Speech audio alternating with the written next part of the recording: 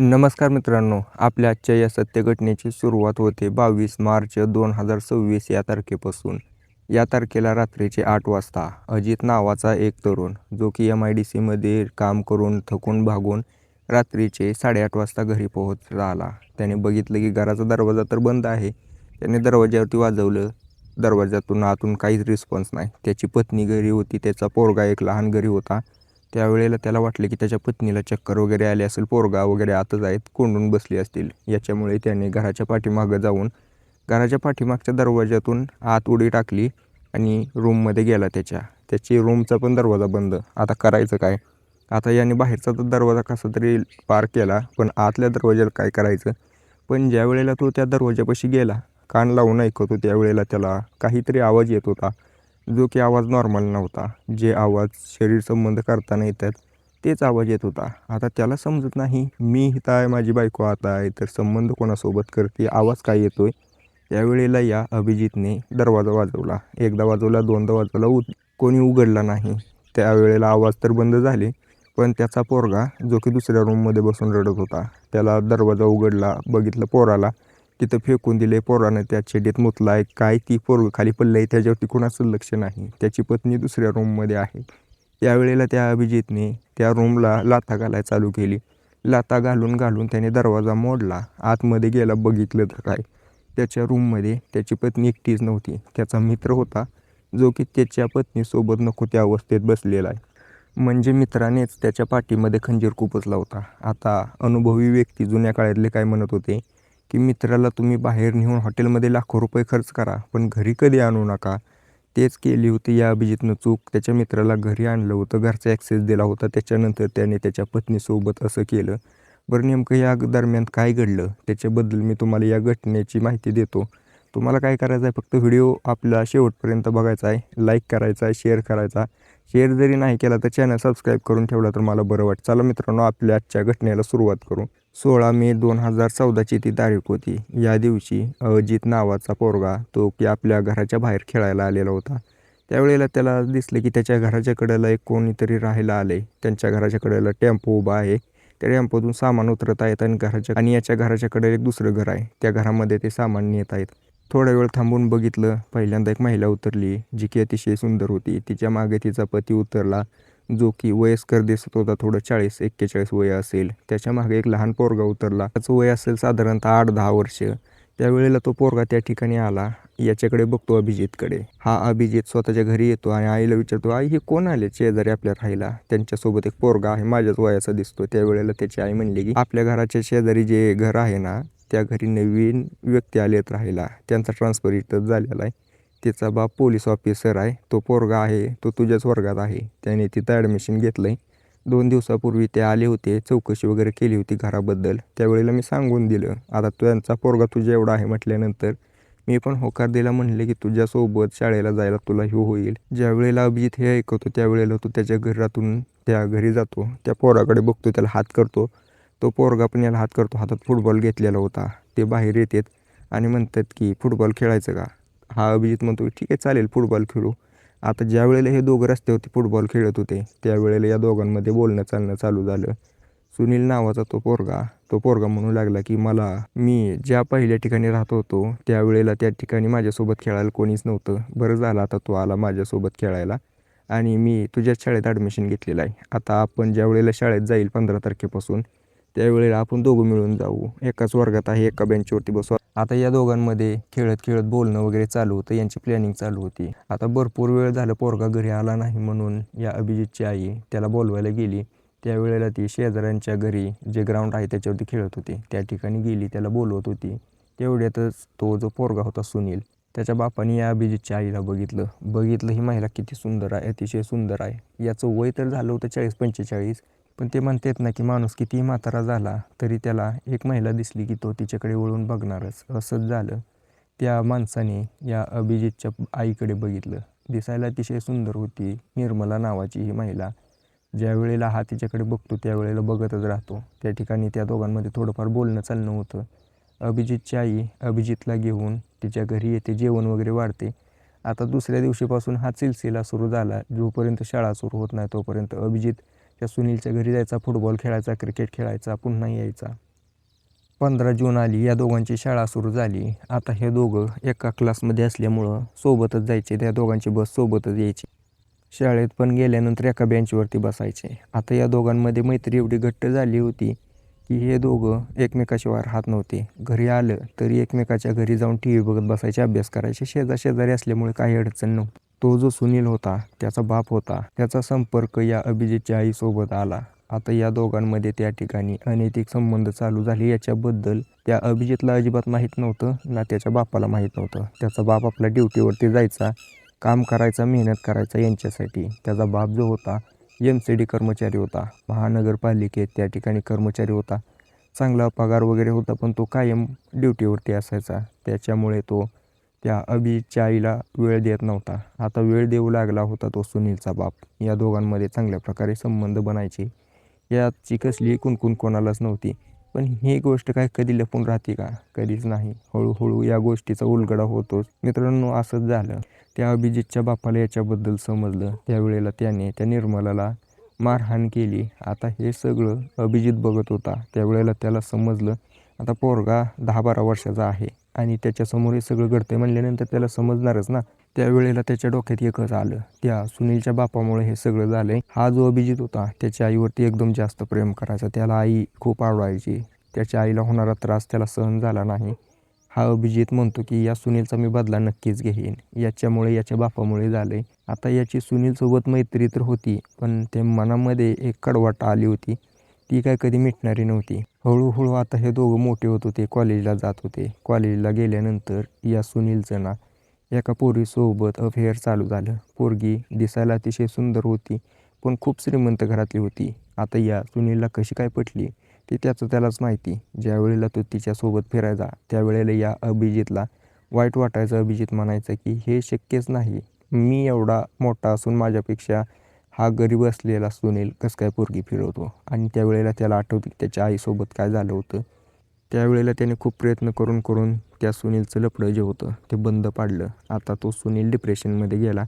सुनील म्हणायचं की मला माझी गर्लफ्रेंड सोडून गेली. मी जिच्यावरती जीवापाड प्रेम करायचो ती गेली. त्याला माहीत नव्हतं हे सगळं त्या सुनीलचं काम, हे सगळं त्या अभिजितचं काम आहे.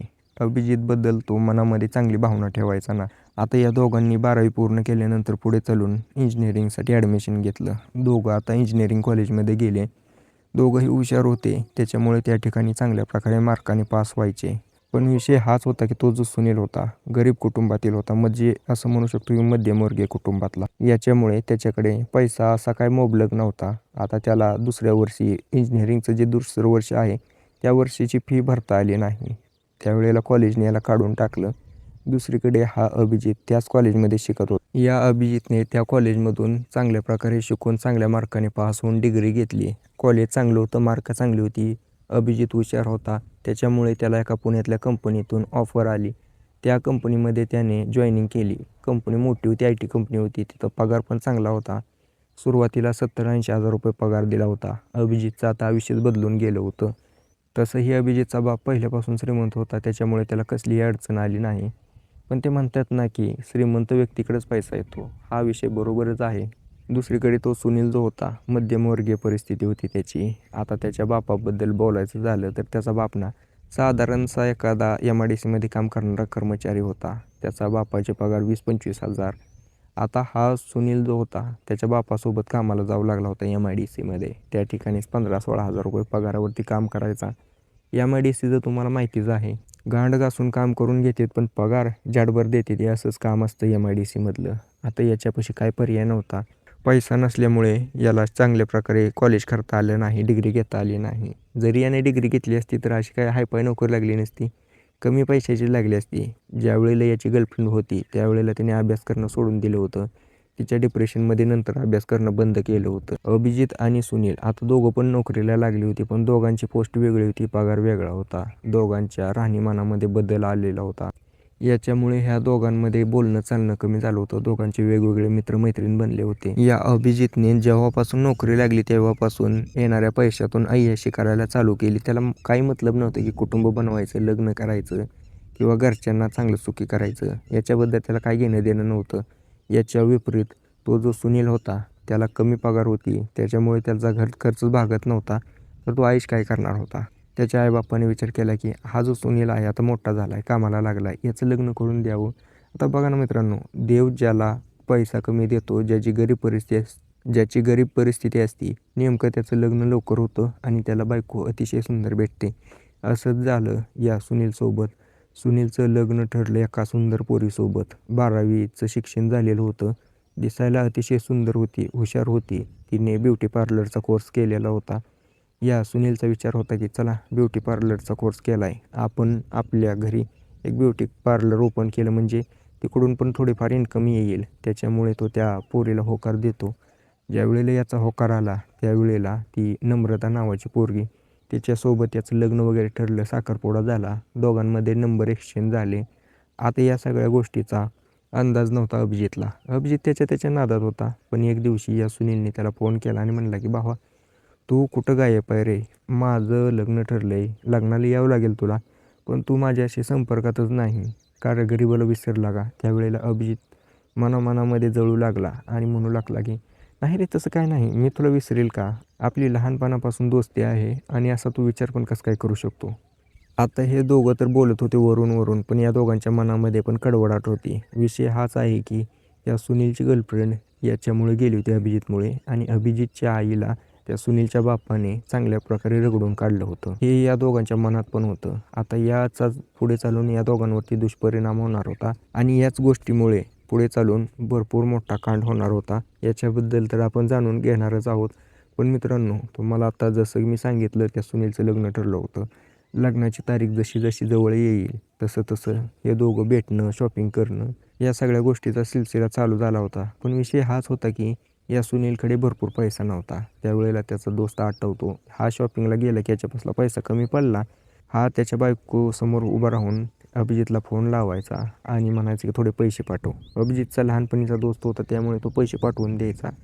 आता याचा दुष्परिणाम असा झाला की त्याची जी बायको होती सुनीलची, तिच्यापुढे त्या अभिजितबद्दल एक आत्मविश्वास वाढला, किंवा असं म्हणू शकतो की त्याच्याबद्दल इज्जत वाढली आणि तिच्या पतीबद्दल इज्जत कमी झाली. म्हणायची की हा तर असंच मल्ला आहे, त्याच्याकडून पैसे घेतोय. त्याच्यामुळे तिला असं वाटू लागले की आपण कधी भेटतोय त्या अभिजितला, कधी बघतोय, एवढा भारी असा माणूस आहे का जो लगेच पैसे पाठवतोय. तिच्या मनामध्ये इच्छा झाली, एक प्रकारे म्हणू शकतो की ते बघण्या अगोदरच त्या अभिजितबद्दल हिच्या मनामध्ये प्रेम तयार झालं होतं. 14 जानेवारी 2022 या तारखेला सुनीलचं लग्न झालं. एकदम साध्या पद्धतीने लग्न झालं. त्या ठिकाणी अभिजितची पूर्ण फॅमिली त्या ठिकाणी उपस्थित होती. लग्नाला आल्यानंतर तो सुनील त्याच्या पत्नीला निर्मलाला म्हणतो, हा बघ माझा मित्र अभिजित. ज्या वेळेला ती महिला निर्मला त्या अभिजितकडे बघते त्यावेळेला एकदम भारावून जाते. अभिजित अतिशय सुंदर होता दिसायला, कुठल्याही पोरीचं मन डोलेल त्याला बघून, आणि वरून पैसा होता आणि अगदीच त्या निर्मलापाशी याचं इम्प्रेशन चांगलं पडलं होतं. त्यामुळे ती निर्मला मनातल्या मनात अभिजितसाठी प्रेम करत होती. या सुनीलचं लग्न वगैरे झालं. काही दिवसानंतर या दोघांची सुहागरात्र झाली. चांगल्या प्रकारे आयुष्य चालू होतं. सुनील काम करायचं MIDCमध्ये, घरी पैसा येऊन यायचा, पत्नीपाशी जायचा, पत्नी जरा खर्च करायची, पण ते शेवटी 15,000 16,000 काहीच होतं आहे. घर चालणं मुश्किल होतं. त्याच्यामुळे त्याची पत्नी ऐश काय करणार होती. या सगळ्या गोष्टीचा वाईट परिणाम असा झाला की त्या अभिजितच्या संपर्कात येऊ लागली, अभिजितशी बोलणं चालणं वाढवू लागली आणि या अभिजितच्या मनामध्ये पहिल्यापासून रागच होता सुनीलबद्दल. त्याच्या बापाने कसं त्या अभिजितच्या आईसोबत ते काम केलं होतं, त्याच्यामुळे त्याच्या आईला त्याच्या बापाने मारलं होतं, हे सगळं त्याच्या मनामध्ये होतं. त्याचा बाप तर मरून गेला, पण त्याची आई अजूनपर्यंत जिवंत होती आणि याच्या मनामधला राग पण. ज्यावेळेला त्या अभिजितला दिसले की ती सुनीलची पत्नी याच्याकडे बघते, याच्याकडे इशारे करते, त्यावेळेलाही त्याने हातोहात घेतलं आणि त्यानेही तिच्याकडे बघायला चालू केलं. आता या दोघांमध्ये हळूहळू बोलणं चालणं वाढलं. हा जो अभिजित आहे सुनीलच्या घरी कायम यायचा, शेजारीच घर होतं, त्याच्यामुळे तो त्याच्याच तिथं असायचा. त्यामुळे हा अभिजित त्याच्या घरी जायचा, बसायचा, गप्पा मारायचा. आता एवढे दिवस तर बोलणं चालणं बंद होतं, म्हणजे कमीच होतं. तो त्याच्या घरी कधी जात नव्हता, पण अचानक येणं जाणं वाढलं. त्याच्यामुळे सुनीलचा बाप म्हणतो की हा एवढा अचानक काय येऊ लागलाय. त्यावेळेला सुनील त्याच्या बापाला म्हणतो की असं काय नाही, आता आमच्या दोघांमध्ये पुन्हा चांगली मैत्री झाली त्यामुळे येतोय. त्याचा बाप म्हणतो ठीक आहे, बघ तुझ्या हिशोबाने. आता याचा अंदाज त्याच्या बापाला आला होता, पण सुनीलला कसलाच अंदाज आला नव्हता. हा जो अभिजित होता तो त्याच्या पत्नीकडे येत होता, निर्मलाकडे. निर्मलाला बोलायला, भेटायला यायचा. आता या दोघांमध्ये भेटीचा सिलसिला एवढा वाढला की दोघांमध्ये प्रेमप्रसंग बनवू लागले. त्यावेळेला पण हा सुनील बाहेर असायचा ड्युटीवरती, त्याच्या घरी कोण नसायचं. त्यावेळेला हा अभिजित वेळ काढून त्या ठिकाणी जायचा, निर्मलासोबत संबंध बनवायचा. ज्या वेळेला संबंध बनवून होतील त्यावेळेला ती निर्मला अभिजितकडे डिमांड करायची, मला आज 10,000 रुपये पाहिजेत, मला एक बॅग घ्यायची आहे चांगली, मला 5,000 पाहिजेत, मला हे पाहिजे ते पाहिजे, मला आयफोन पाहिजे. असं करून करून तिने भरपूर पैसा त्याच्याकडून घेतला, भरपूर गोष्टी त्याच्याकडून घेतल्या. आता या सुनीलला समजत नव्हतं की याच्या पत्नीकडे हे सगळं येतं आहे कुठून. तिच्या माहेरचे पण गरीब, तिचं कोणी असं मित्र पण नाही गिफ्ट देणारं. हिच्या राहणीमानामध्ये बदल झाला, पैसे यायला लागले कुठून आणि हिच्या वागण्यामध्ये पण बदल झाला. नेमका काय विषय आहे, आपल्याला याचा शोध घेतलाच पाहिजे असा विचार करून हा जो सुनील आहे तो हिच्यावरती लक्ष ठेवायला लागतो. हिचे मोबाईल वगैरे चेक करतो. त्यावेळेला त्याला धक्काच बसतो ज्यावेळेला तो बघतो की त्याच्या पत्नीचे संपर्क त्या अभिजितसोबत आहेत आणि या दोघांमध्ये बोलणं होतं आहे. बोलणं पण अशा घाण भाषेत होतं आहे की तो वाचू पण शकत नव्हता. त्यावेळेला त्याच्या तळपायाची आग मस्तकात गेली. तो विचार करू लागला की आत्ता जाऊन मी जोडपू का, पण तो विचार करतो की मी असं काय केलं तर आता सध्याला महिला काय काय करत आहेत त्याच्याबद्दल त्याला अंदाज होता. तो म्हटला की मला कुठंतरी हे दोघं संपवून काटा काढून टाकतील, आता आपल्याला या दोघांना रंग्यात. त्याच्यासाठी या सुनीलने घरामध्ये CCTV लावले, ते पण गपचिप अशा ठिकाणी लावले ज्या ठिकाणी कोणालाही ना दिसेल, फक्त यालाच माहिती असेल. त्याने CCTV वगैरे लावले आणि आपलं ऑफिसला जायला चालू केलं. पण पुढचे काही दिवस हा अभिजित त्या ठिकाणी आलाच नाही. तो कंपनीच्या कामानिमित्त बाहेर गेलेला होता. आता याला भरपूर दिवस वाट बघावी लागली, पण याचा प्लॅन सक्सेसफुल झालाच. 10 ते 15 दिवसानंतर दुपारचे 12-1 वाजता ज्या वेळेला सुनीलचे आईबाप बाहेर गेलेले होते, त्याची पत्नी होती आणि तिचं एक लहान मुलं होतं. त्या लहान मुलाला तिने दुसऱ्या रूममध्ये बसवलं सासरे सासूच्या आणि ही स्वतःच्या रूममध्ये गेली. पाठीमागून अभिजित आला. अभिजित ज्या वेळेला आला त्यावेळेला त्याच्या रूममध्ये त्यावेळेला सुनील आणि त्या निर्मलाच्या रूममध्ये गेला आणि निर्मलासोबत त्या ठिकाणी जाऊन संबंध बनवतो. आता हे सगळं हा MIDC कंपनीत बसून बघत होता मोबाईलवरती CCTVत, पण तो आता काही करू शकत नव्हता. त्याला पुरावे गोळा करायचे होते.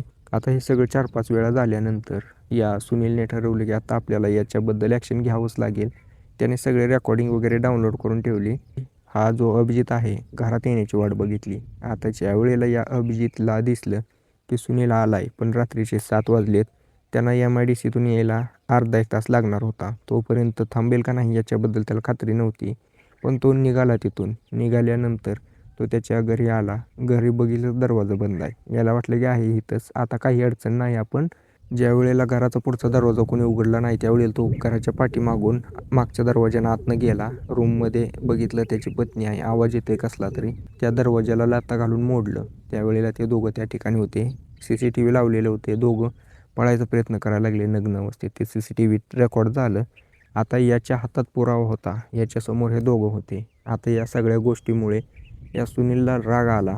त्यावेळेला तो म्हणला की त्याच्या मित्राला अभिजितला, अरे तू बेकार केलं बरं का, तू असं करायला पाहिजे होतं, मी तुझ्यावरती किती विश्वास ठेवायचो पण तू हे केलं आहे.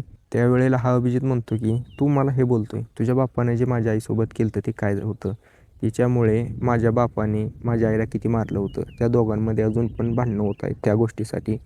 याचा परिणाम माझ्या डोक्यावरती किती झाला आहे माहिती आहे का तुला. रोज दोघांचं भांडण ऐकून ऐकून माझं डोकं दुखून गेलं. त्यावेळेलाच मी ठरवलं होतं की मी असं करणार. मग सुनील म्हणला, माझ्यासोबत करून तुझं भागलं. त्या ठिकाणी त्या सुनीलने अभिजितला आणि त्याच्या पत्नीला मारहाण चालू केली. पण खऱ्या गोष्टीचा उलगडा आत्ता होणार होता.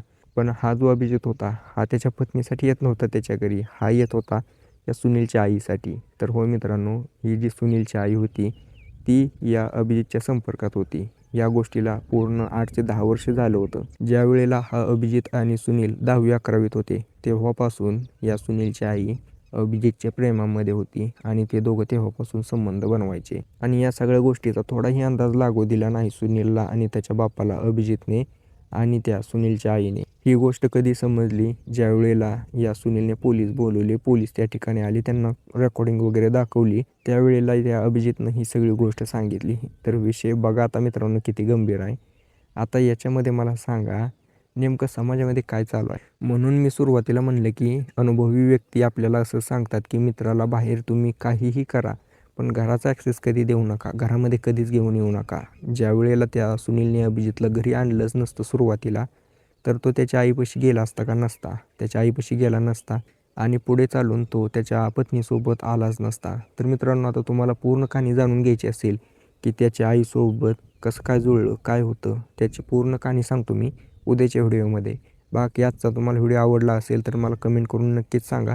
हां, तुम्ही विचारत असाल की त्या अभिजितसोबत काय झालं? तर त्या अभिजितला कोर्टात हजर तर त्या अभिजितला कोर्टामध्ये हजर केलं होतं. त्यावेळेला जज साहेबांनी ती पूर्ण रेकॉर्डिंग वगैरे बघितली आणि जज साहेब त्या अभिजितला म्हणले, "हे तू तर गुन्हा केला आहे, तुला याची शिक्षा होणार." याच्यासाठी त्या अभिजितला 5 वर्षाची शिक्षा झाली आणि त्या सुनीलने त्याच्या पत्नीला सोडून दिलं. आता त्याची पत्नी ती तिच्या माहेरी राहते. अभिजित त्याच्या पोरासोबत आपल्या आईबापासोबत घरी राहतो एकटाच.